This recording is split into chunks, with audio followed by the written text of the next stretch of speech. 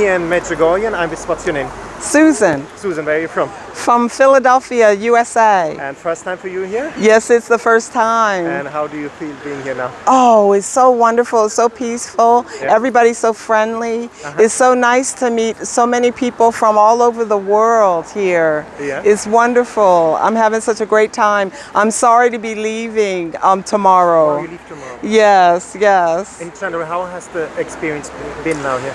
Well, when I was in a retreat center in Philadelphia, the Lord said to me that He wanted me to be an instrument of peace, and He showed me that like I was an instrument of peace all while I've been here. And at home, you know, people are usually grumpy, you know, don't want to talk, and I know that I can start it. You know, I can be the person who initiates the good conversations and everything. So I feel like that was given to me by Medjugorje, by God through Medjugorje. And why did you want to come here? What did you think when you heard about it? Well, I heard about it so long ago. There were so many people that I know who have been to Medjugorje, and they've been several times, and I thought, maybe I should go. And I had the Blessed Mother as a pilgrim statue in my apartment, and I asked her if I should go to Medjugorje. And then I looked up the messages, and in one of the messages it said, "I am calling you." Wow. It resonated in your heart. Yes, yes. Wow. And you have the Medjugorje smile, this joyful smile. You know. Thank you, thank you. And it's so beautiful what he said. Everybody has a little mission to do in life, no? Yes, you yes. want to bring peace. Yes. Do videos. Well, I'm Franciscan. I'm Franciscan. You're a third order? Third order. Yes. Can you explain a bit what that is? Well, it's you follow you follow Jesus in the footsteps of Saint Francis. And Saint Francis, well, there's a poem that's attributed to him, but he didn't really write it. But it just describes his spirituality and his charism. It's Lord, let me be an instrument of your peace. And that's, and that's what you are. I see it. Your charisma is so beautiful. Oh, thank you, thank you. What was your favorite spot here in Medjugorje? You know, my favorite spot was my most difficult spot, Apparition Hill. Yeah. It was so hard for me to climb that, but I did it. Somebody, there was a man who didn't speak English, but he wanted to give me his cane, and he's like, "Hiya, hiya," and I said, "No, no, no." And he said, "Ah," and it was so helpful. It helped me to get up the hill. Maybe also a lesson. To take help when you need it. Yes. And you went to confession here? Yes, I went to confession twice. How was that? That was great. I went to the Croatian confession, and there was a confessional, a priest who spoke very little English, but he spoke enough English to hear my confession. Wow. And he was so pleasant and so wonderful. And he asked me, was I from the USA? I said yes. And the second one I had was from the UK, and he was so nice. He was so sweet, and he said sometimes when you come to Medjugorje, you have to go to confession twice. So I did, and he was so easy to relate to, and everybody's just so pleasant and happy. Yeah. You always have been Catholic in your life? No, I became Catholic. I became Catholic when I was 33. Wow, why? What happened? Well, I didn't grow up with a religion. My mother was a preacher's kid, and she said she went to one too many funerals, and so she didn't follow the religion at all. And so one day I was listening to Bach's Mass in B minor, and there's a movement in it called Crucifixus, and it was so beautiful. I thought there must be something to God. Bach must have loved God.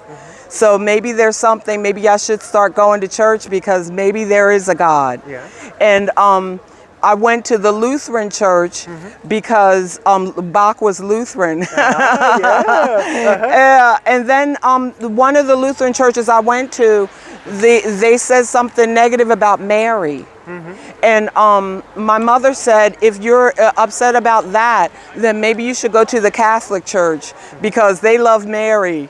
So I went into the Catholic Church and I opened the double doors and my heart leapt in my chest. And I kept looking at the tabernacle. I didn't know what a tabernacle was, but I kept looking at it. You know, and I don't even remember what I felt. I just felt at home. I felt that this is where I belong. And I went to 3 masses that day. And then I joined RCIA. And when I hung up the phone with the priest to join RCIA, when I hung up the phone, I asked God, I said, are you really there? Are you really alive? And I felt fingers go around my heart and squeeze a little bit. I said, I think I believe you. I believe you. Wow, this is unbelievable. And wow, and then you took catechism, you got baptized, everything? Yes, I got baptized in 1997. In 1997, and how was that? That oh, moment? It was so wonderful. I was just wanting the Eucharist for so long. And I was just mad because I wanted the Eucharist and they wouldn't give it to me. They wouldn't even let me touch it. So it was so wonderful when I could have my first communion. And now you got it. How is it? It's wonderful. Well, I'm consecrated to God. I don't get married. I'm consecrated to God. Explain that. What is the problem? Well, it means that God's my husband. Wow. And it's done in with the bishop? No, I didn't do it. It's a private consecration. You did a private consecration? Yeah. Well, see, what happened was how did that start? I was in the Adoration Chapel and I prostrated myself before the Eucharist and I asked God to consecrate me to Himself. And then I got up and I knelt at the kneeler and I felt a ring go on my finger. Whoa. And I had to, it just went halfway up. And I had to push it the rest of the way up. I didn't see it. Yes. You had to take the decision, And I felt a kiss on my lips. Whoa. And so I think I'm consecrated to God. I don't get married. Experience, no? Yes. Unbelievable. And can you describe God the Father? A lot of people think He's an angry old man. No, He's Jesus. And what is Jesus for you? Can you describe that? Jesus is my best friend. I can talk to Him about anything. I can think anything and I'm not ashamed because I know that He accepts me no matter what. Exactly. So beautiful. And at the end, can you tell people why should they come one time to Medjugorje? They should come to experience the Blessed Mother's love. She's here. You know, you can call her mommy. She's mommy. And how can you describe that she's here? At the top of Apparition Hill, there was so much peace there, and everybody was quiet, and everybody was peaceful, and just gorgeous. And I really like the evening mass, the 6 o'clock mass, because they have adoration afterwards, and you can see all the Croatian people come and worship God, and it's so quiet, and everybody is so reverent, and it's so beautiful. You have to see it. You have to see it. Wow! Thank you for that beautiful interview. Thank you.